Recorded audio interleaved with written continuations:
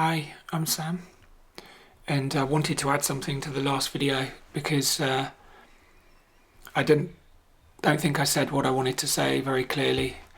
It was early in the morning and I was very enthusiastic and, as usual, fueled by caffeine, and I didn't even know what I wanted to say in that video. I just knew that it was the right time to make a video and I knew that something would come out, and so I pressed record, and at the end of it I just thought I'd nailed it, so I didn't watch it. I've never done that before.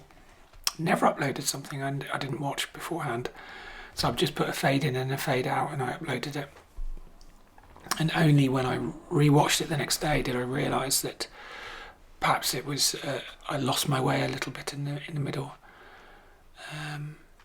So I wanted to add something, and I'm going to read something from this book. I think I've been looking for certainty, answers to my questions. Why did I become the person I did, that made the choices I made? Why did I transition? Why did I feel so much pain? And so I was looking for certainty, perhaps in an effort to find a self, a me before it all, a me that I could say, there I am, before everything happened to me, and maybe find some purity there, some innocence, a me that is untarnished.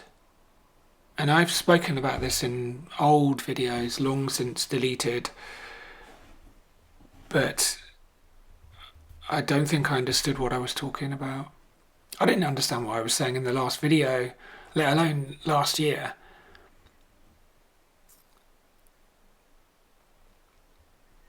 But what I did find in this sort of search for certainty, the search for answers,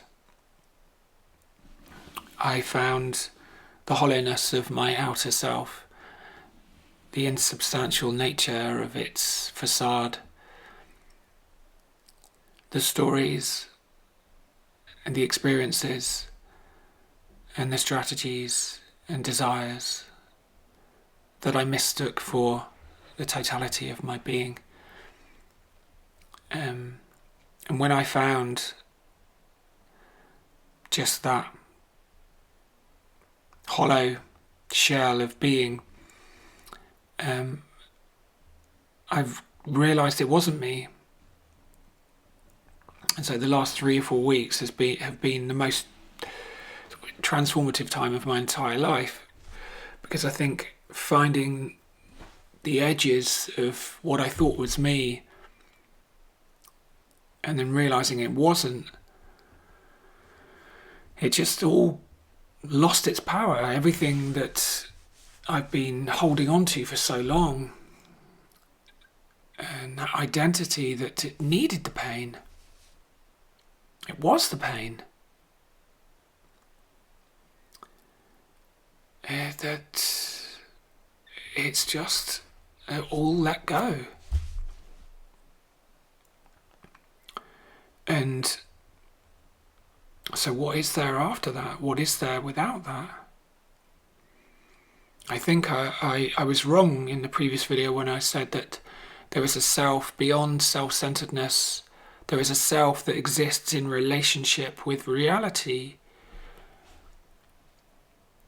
And when I say reality, I don't mean this reality that we see around us, this illusory stability and solidity that we think is the world that we inhabit. I don't mean that. I mean the reality that gives rise to all this, that essential realm of meaning and truth. Because this is symbolic, it's not real, it's illusory. Even if you use the standard model of physics to describe reality, most of an atom is nothing. So what gives it meaning? I think Roger Penrose, a mathematician, calculated that the improbability of the universe existing in this state that we experience it is 10 to the power of 500 against. It's so improbable. But we take it all for granted, and we use our senses and we say, okay, yeah, I can touch it, I can feel it, I can smell it, It is real. This is real. But it isn't. It's nothing. So what is real? I think it's that which we intuit, that which we know with our being, beyond doubt, that we don't need to feel, we don't need to touch it. And to live in the outer self is to live in the illusory world. But to let go is to feel that essential realm of truth and meaning, is to feel it. And I was wrong when I said that self lives in relationship to it, because this week I didn't feel that. It is me. It is living me.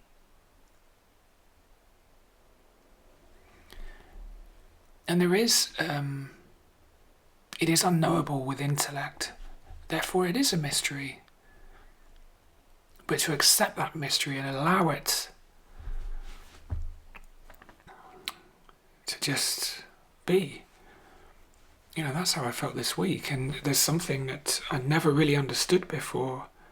And this poem that I'll read in a minute, I thought I understood it.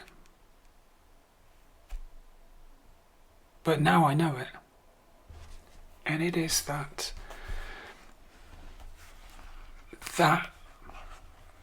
mystery is also love. It is love. And it just seems so strange now to have mistaken my outer self and the pain and the fear, to have mistaken that for me, when there is this fullness that is also an emptiness that requires nothing. No doing. And if there is a me, that's it. So I'll read this poem. Now I read this a few weeks ago in a video, and I thought I knew what it meant with my mind, but now I know what it means.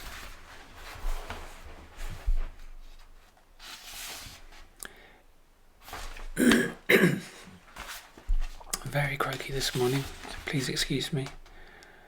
It's still possible to fully understand. You have always been the place where the miracle has happened. You have always been the place where the miracle has happened. That you have been since your birth, the bread given and the wine lifted, the change witnessed and the change itself. You have been all along a goodness that can continue to be a goodness to itself.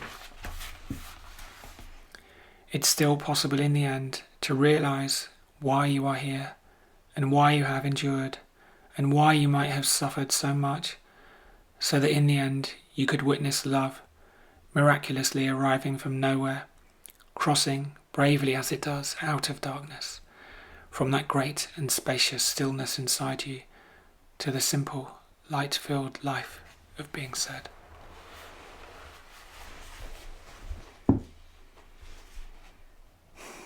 Now I know it. I know what that means.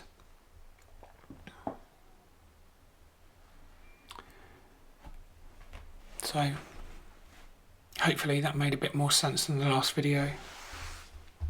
And I think that's it. Nice short one. See you soon. Bye.